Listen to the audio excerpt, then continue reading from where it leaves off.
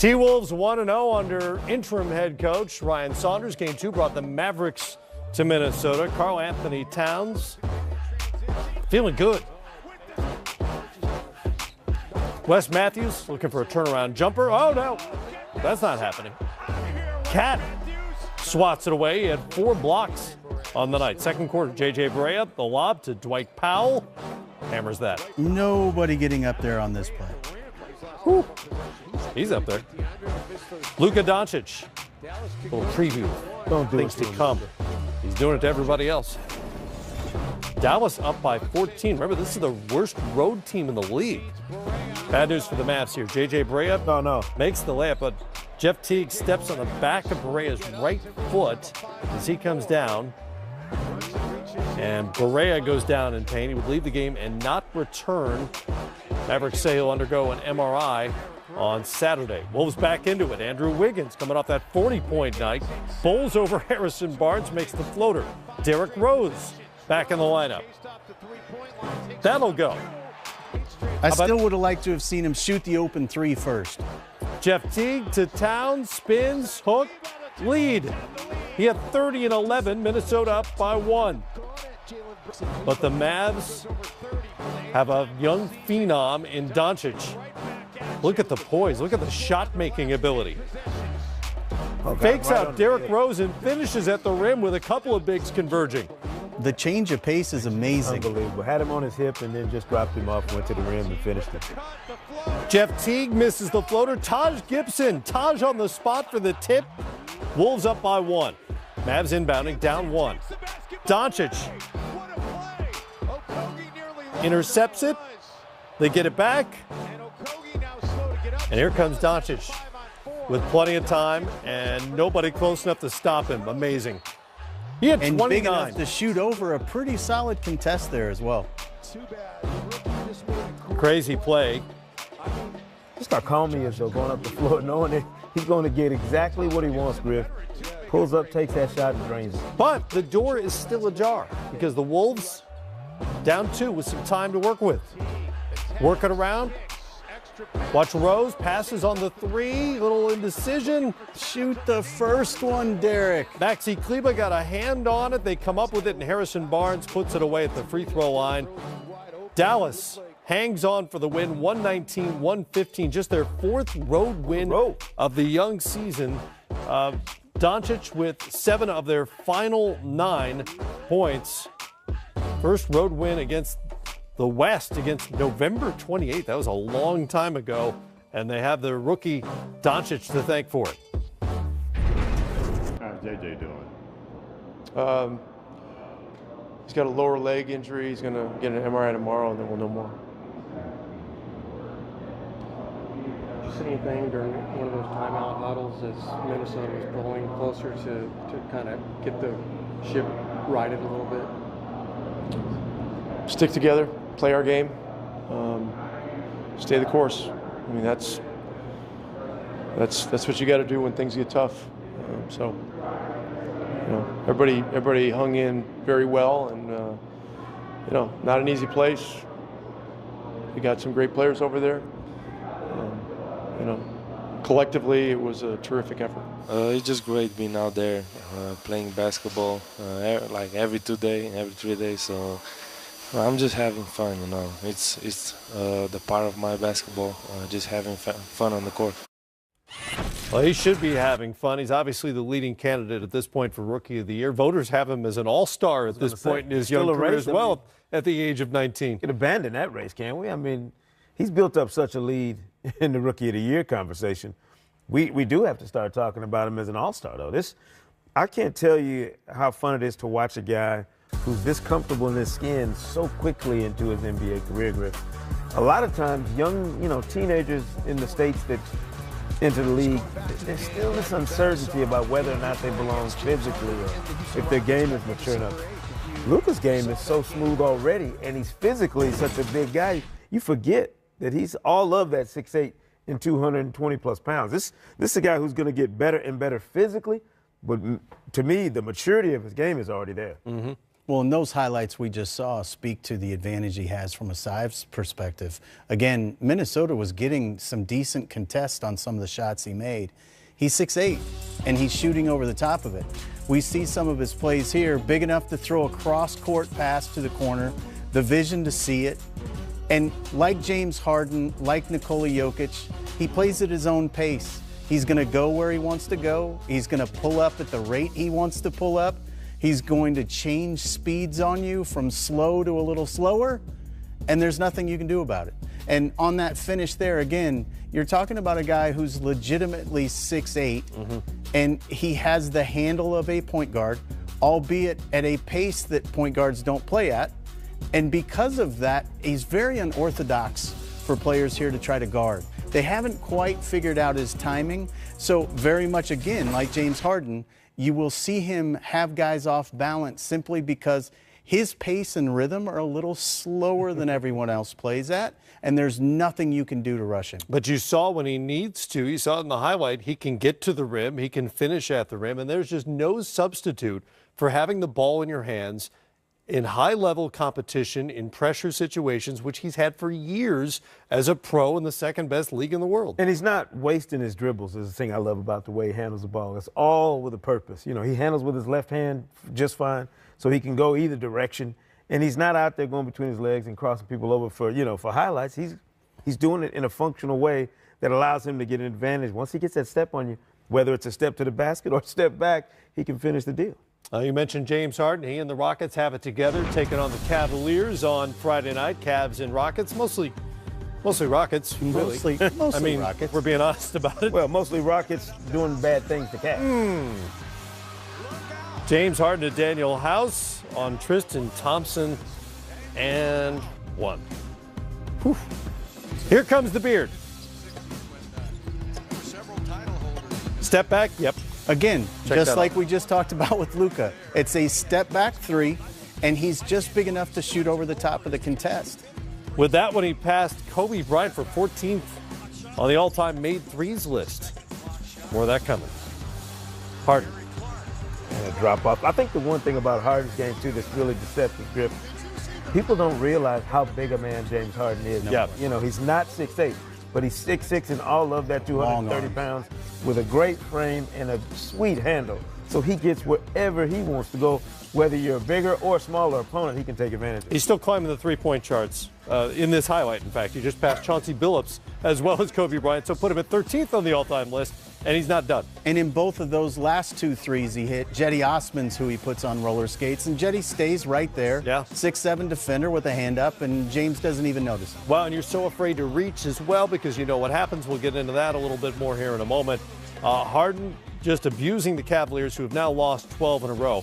Houston has won 13 of 16 as Harden goes for 43, 10 boards, 12 assists. He is the first player with a 40-point triple-double since James Harden, in fact. Sort of a category he's making his own. More of the same for Harden. Just, you know, the step-back threes, he's perfected that. He's got 16 threes and they're step-backs. And I don't know how he does it. I mean, he's in a space about that big. Everybody knows what he's doing, and he still gets them off. And they're kind of open. They're not like they're forced. So just an incredible player. Did you tell me until the end of the third quarter to get the triple-double? I did not say that, but I said you got to the end of the third quarter to do whatever you're going to do. You're not playing any more than that. So I did not. And I thought, you know what a great thing was if you saw at his 10th rebound, P.J. blocked off the guy, and James got it. P.J. could have gone after it. He got out of the way. Yeah, I thought it was a very good teammate. Oh, they know. Everybody knows. So that's 15 straight games now with at least 30 points for James Harden, the second longest streak since the NBA-ABA merger. Kobe Bryant has a 16-point streak on his record. Harden and Houston will play at Memphis on Sunday. We have this MVP conversation. We're talking about the current MVP, but a lot of it to me is always about the player's responsibility with his team. And there is nobody with more on his shoulders in terms of winning or losing than that guy. Outside of LeBron James, I don't think there's any single player with more. And I think the unbelievable part of what James Harden does is he gets so much credit, and rightfully so, for being an offensive machine and, being able to score at will.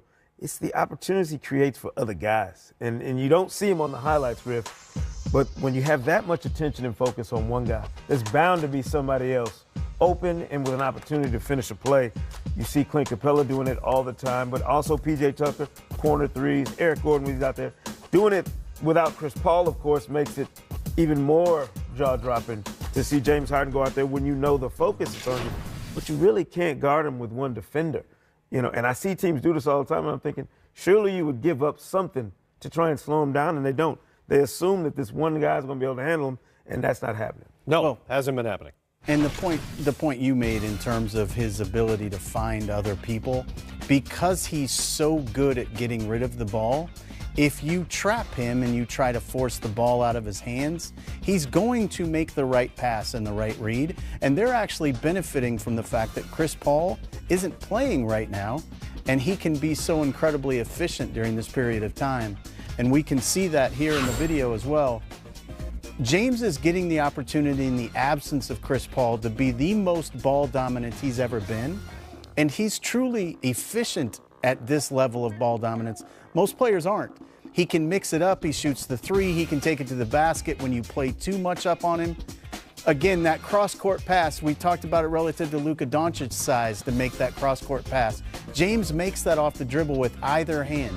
And here again, his size and length, this is actually a pretty well-contested three by most people's standards. But you saw how riveted Mike D'Antoni was by the space that James Harden creates for himself. It's become a ho-hum thing. He is so good at that particular shot that what he's done is he's also made it very complicated to officiate him. Absolutely. Because he's really, really adept at getting to the foul line. So now defenders don't want to put a hand in. Yeah. And officials are trying to identify whether or not it's a two-step rhythm, like Monty McCutcheon will tell you they're looking for, or was it a travel? Right. He's completely changed the paradigm in the NBA. We see it here. The one on the left is called a travel. The one on the right is not. Can we run that back again? The one on the left is a travel, and the one on the right is not. And what's fascinating between those, here it is again. Watch it, and if we could do it slower even, it'd be great. So this is called a two-step rhythm. And what James Harden does that makes his play legal, according to Monty McCutcheon, who runs the officials for the NBA, is it is a two-step rhythm. And as James is picking the ball up off the dribble, he still has a live dribble. He's making his step back. Steph terminated his dribble before he made the first step back. So his was a travel and James is not. It's essentially the gather step that we always hear. It is, but it's the execution of this that James has perfected, and Mike D'Antoni talked about it. If you're still in the act of your dribble when you step back, that is not a gather step. It's all part of a two-step rhythm that the officials are now taught to look for.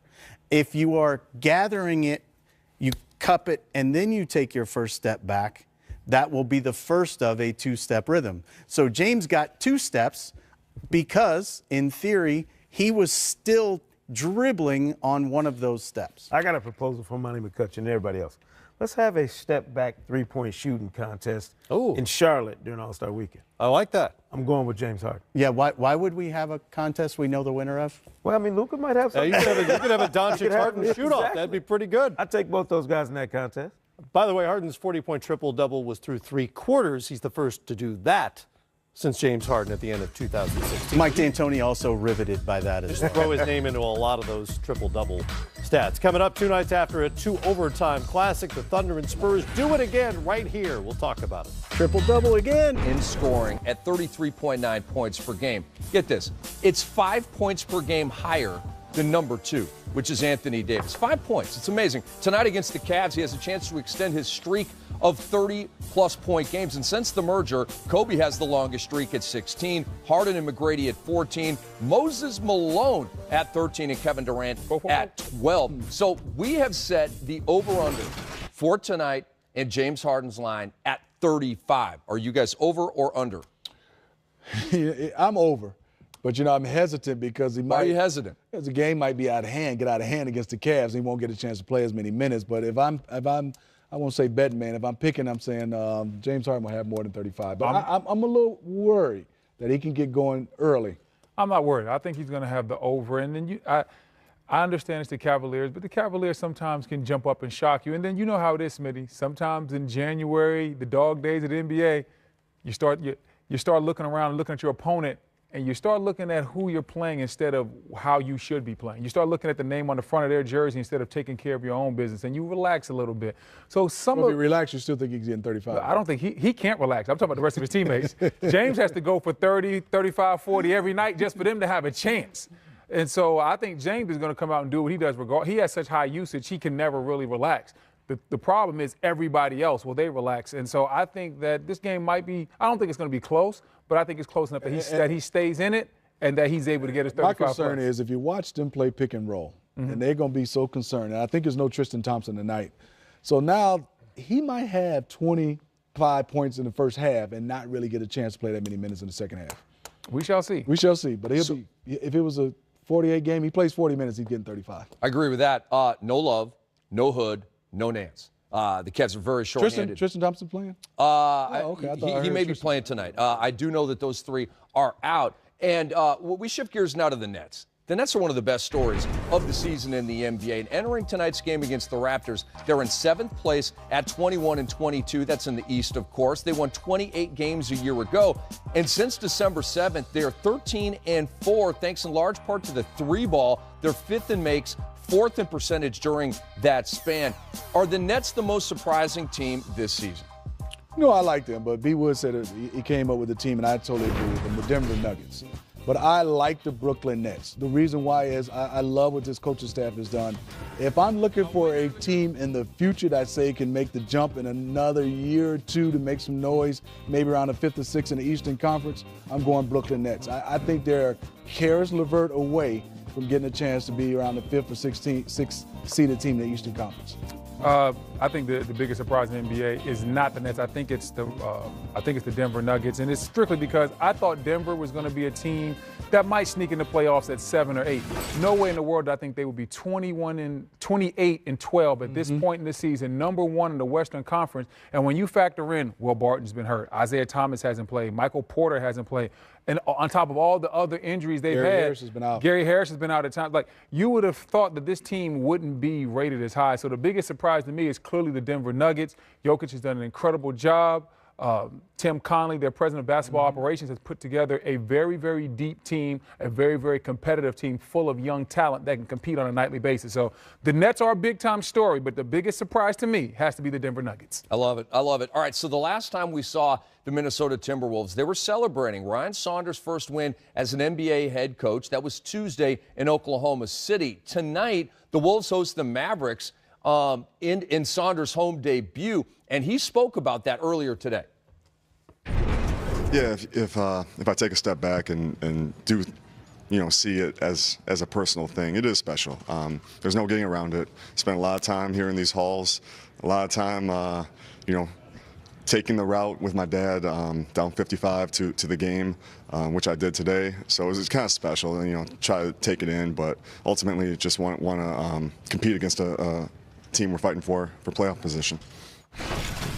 So, B-Wood, I'll start with you. Just generally, what are your thoughts on, the Tibbs dismissal, Ryan Saunders taking over, a thrilling and somewhat improbable win at OKC the other night? Just generally, your overarching thoughts on Saunders and the Wolves. I have, with Tibbs dismissal, I don't really have a problem with it. I know Tibbs has done a great job in this league, but I think that if you don't think that he's going to be the coach for you in the future, then why not go ahead and get him out of the way right now, get somebody in place that can establish the type of rules, the type of style that you want played moving forward, and especially with the young guys they have. When you talk about Karl Anthony Towns and Wiggins, you need somebody in there that's going to basically be pushing what you want pushed. And Tibbs, to a certain degree, he's a dinosaur in the coaching game from a defensive standpoint and an offensive standpoint. He was great in 2013.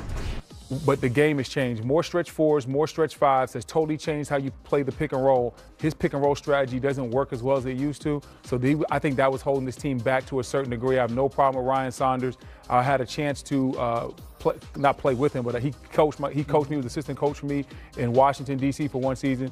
He's more than adequate. He can do this job. He's grew up in basketball his whole life, a basketball lifer. I have no doubt he's the right man for this position. You know, the Timberwolves, when you have a coach and general manager / with Tibbs, and that trust was gone between ownership and Tibbs when everything was going on, it was time. I mean, I'm glad. I'm like V. Wood. Why wait? It was time because that was never going to be repaired. You can tell they were at odds. And when the owner said, I'm going to start making the trades, you have a guy that you gave the title of coach and GM, you know the trust was gone. And I think right now, give Ryan Saunders a lot of credit. He did a phenomenal job. You love the way the team rallied around him and celebrated.